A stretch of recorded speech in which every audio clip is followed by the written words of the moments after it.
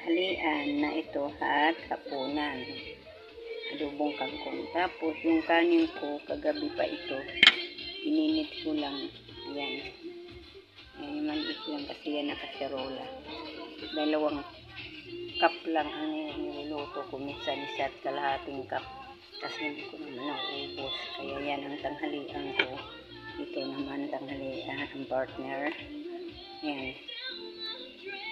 Kaya pa ko kumain ng ulam.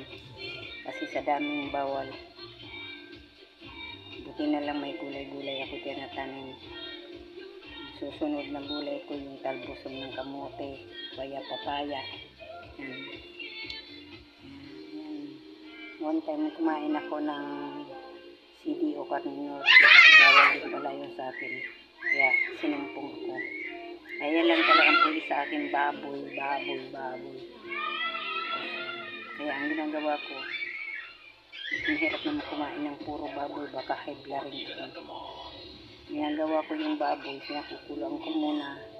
Tapos yung unang kulo na tinatapon ko para babawasan ng taba. Tapos yan yung unti-unti ko luto.